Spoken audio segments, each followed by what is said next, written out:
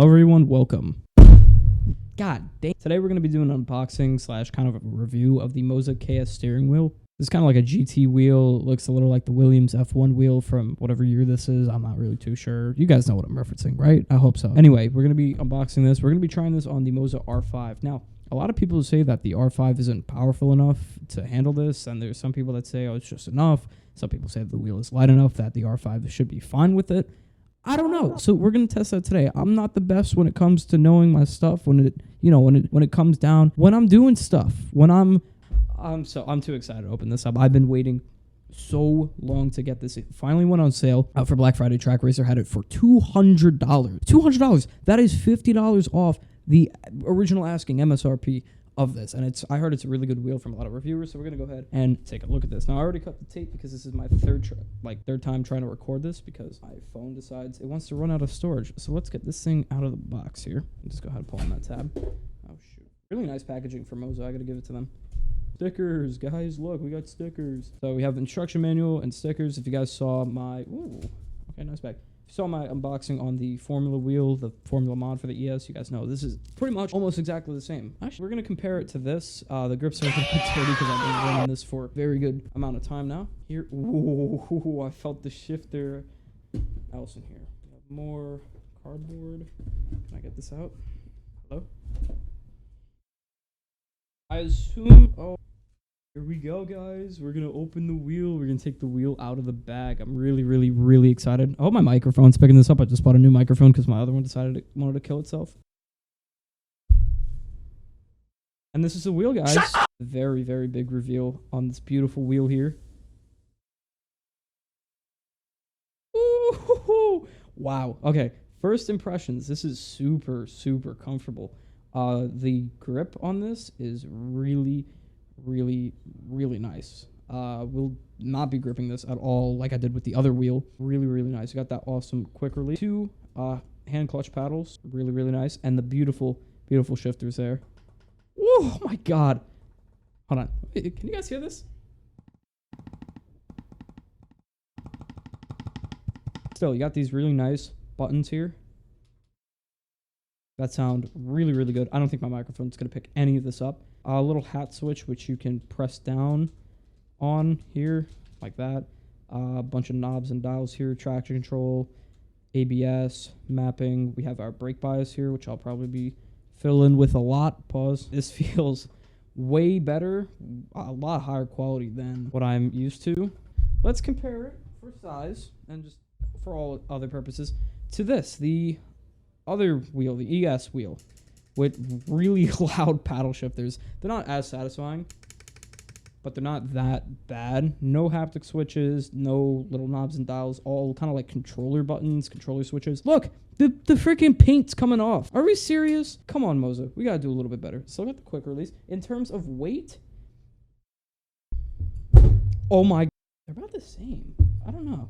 I don't know if my brain is pulling some sort of placebo effect, but this one feels heavier than that. And then I swapped them around again, and then this one feels lighter. So I'm not really too sure how I feel about that. I assume it should be fine because Moza also has the extended rim option for the ES, which is, I'm pretty sure, heavier than the original rim, which I still have. This is really nice. I'm going to pull this off in a second there. But man, this is nice. I'm going to keep all the buttons off. We're going to keep it super clean. So I'm going to go ahead and throw this on the wheelbase here. I'm going to, run it around for a little bit, and then I'll let you guys know if it is worth it, if it is fine on the R5, if the R5 wants to kill itself. Ultimately, with this on, we're gonna find out. I will see you guys. Watch this awesome transition. Man, transition's so good, it literally sent us to the next day. So it's currently the next day. I got everything configured here on iRacing. I was going to do Le Mans Ultimate, but for some reason I'm getting 30 FPS in that game for whatever reason. It's besides the point. We're in the new Porsche Cup car. Let me show you some of the controls that we have configured. So this is our ignition. This is our starter. Okay, the joystick here on the on the right is going to control our black box, go up and down. This is how we increase the value and decrease it. This is our light flashing, pit limiter. As you can see, we got Christmas colors for the pit limiter. Isn't that pretty cool? These two are unassigned. I'm probably going to set this one to my radio and then this one to whatever I can. Clutch paddles I don't have configured. Obviously gear shifting, and then we have our traction control. Yes. And then our brake bias here, which we can configure. So it's pretty versatile. So before I even get into the thing, I want to show you some of the stuff on the pit house software. So the clutch paddles can be configured differently. So I have it set to where I hold them down, at least one of them down. It goes to 60%, and then the other one is going to go to 100. This is just good for starting. So when you start a launch, you drop this clutch, it goes to 60%, and then you slowly release this one. It's just supposed to be better for launches and starts, especially in the Cup car. Some of the stuff you could also configure is the sleeping lights. These took me, I don't know why the lights took me so long to configure. I didn't even peel this off. Peel this off for you guys.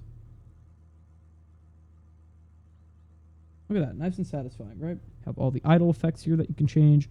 RPM colors. I have the pit limiter, obviously, so when I press the pit button, it does that.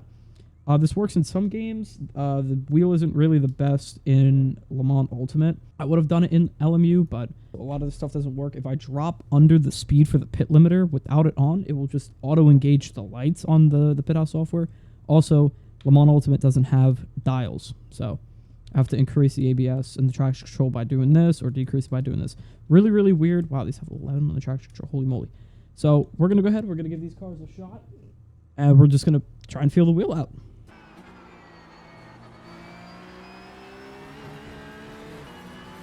So after using this wheel for a day, all I have to say is positives. Everything on this wheel feels absolutely incredible. The quality of the rim is far, far better than the ES rim with the Formula mod. That's not to say that that one was bad. That one was also really good for just like a little $40 upgrade that you can put on there. But everything on this wheel just feels so much more professional. The paddle shifters being magnetic and metal really, really feel nice. The rubberized grips on here also hold their weight pretty well. The carbon faceplate looks really nice. This entire wheel is just a huge step up. Now, will it make you faster out on track? Absolutely not. There are very few people that will actually benefit from a wheel like this with the onboard controls, people that are constantly changing their brake bias or their traction control midway through a race. I'm so bad on this track. Holy crap. But still, having some of the features here, like being able to, adjust your traction control or your ABS on the fly is something that is really, really nice, and that I could see a lot of professionals, people benefiting from, professionals especially. That's an off track? Are you serious? What am I doing? I went to look at my phone for a second. Oh my god. Now to answer, how does this wheel feel on the R5? Do you feel any lack of force feedback? Do you feel any quality changes? And to that I say, no, not really. I think the R5 is great for beginners like myself, someone that is not the best on the sim. It provides just enough strength, just enough feedback for anybody. So only real geeks and nerds. Oh my god, I'm so bad at this car. Unless you are really, really sensitive with the way that you use your equipment, I don't think you're going to notice a huge drop off, or really any at all, with using this wheel instead of the Formula rim. And now I did look it up. This is slightly heavier than the ES rim, even with the Formula mod. It's just, a little bit heavier. I'll put the stats up on screen here. Even with that, that extra weight, you don't really notice really any at all shift in quality from this wheel at all. Again, it's still a direct drive motor, so you're going to get the most possible out of it. And I think Moza did a really good job with the R5 because I feel like, honestly, you could... Oh my goodness. I feel like you could go heavier, maybe just a little bit heavier. I'm not sure how the other rims would handle on this, but I will say right now that the KS is handling this just fine. I don't notice any, lack in the feeling of the wheel. It still feels like everything is there. Now, I did kind of configure my settings a little bit in iRacing and on the Moza software, which I'll leave all my JSON files in the description below for ACC, Le Mans Ultimate, and iRacing. If you guys are interested, if you have an R5, they work both with the ES and the KS rim. Oh, I'm the worst driver in the world. Please execute me.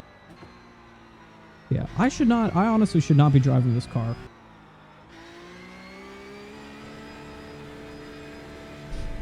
Yo.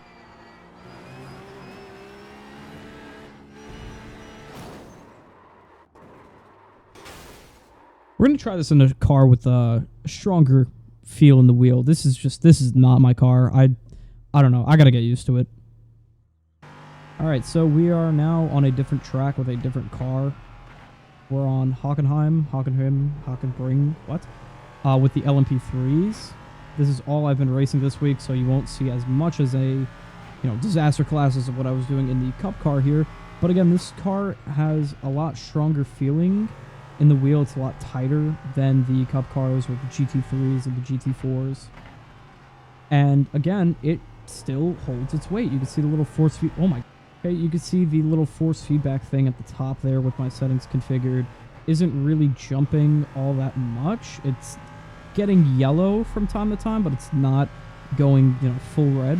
So, and I still feel a lot of weight in the wheel here. There's still a lot of weight. There's still a lot of room here to play with this wheel. Again, all the dials and the switches work. I have my traction control a little bit higher than what I would usually have it set to. I still also have to get used to this track and this car. Still, overall, just an amazing wheel to be using. On the R5, I think it's fine. I think it holds its weight very, very well. You won't notice that big of an issue. I do have a little bit of oscillation, but that is just some settings I have to configure in the Pit House software. I'm pretty sure it's still on sale if you're watching this video. It is still on sale for the Christmas holidays. So if you want to pick it up, it is around $230 on Moza's website. I'm pretty sure other websites also have it up for that price, like Best Buy, Micro Center, wherever else you can find the Moza KS Rim. If you guys have any tips on how to get faster, let me know in the comments, please, because I'm in desperate need of getting faster. And I don't want to really glaze Moza, but there is really no negatives about this wheel. It looks great. It's $250, and even if there was something to complain about, it's $250. It's really hard to find something at this price range with clutch paddles, magnetic paddles, actual rotary encoders, really, really tactile buttons, and the Moza Pit House software is pretty good. It's a little hard to configure. I guess that could be my only issue, as it did take me about like an hour to try and figure out the lights. Even the freaking LED bar here, the RPM indicator, isn't in sync with my game. It flashes way too early than what it should actually be flashing at. Oh, I'm so bad. Please ban me off of iRacing. I'm just horrible at this game. Yeah, and I think that is where I end this video off, because I am the worst driver known to mankind. Really? Come on, bro. So thank you guys so much for watching. Hopefully my upload schedule will be, a little bit better as time goes on. I know my last proper upload was 4 months ago, and then before that was too long. Man, come on, now get that pill. I just uploaded a Le Mans Ultimate edit. I would review that game, but I feel I'm not qualified enough to do a review on a game like that, a game so large. So, hopefully maybe sometime in the future I will be getting better. Soon, maybe also hopefully I'll be able to do a Porsche Cup car review, as it just dropped a new one on iRacing once I get settled in with everything else. And I do have a new set of load cells coming in, the Aztec La Prima or Forte, La Forte, I don't know what they are. Amazon decided that they would delay my order about, an entire week. They were supposed to be here on the 4th. Then they said they would come the 6th. Then they would, come the 8th. And now it is currently the 9th. They are still not here. I just ordered a new set, returned the other ones. They're coming the 12th. Hopefully, please, Amazon, come in clutch. I want to do a review on these pedals. I want to try a load cell out. Thank you guys so much for watching, and I will see you soon.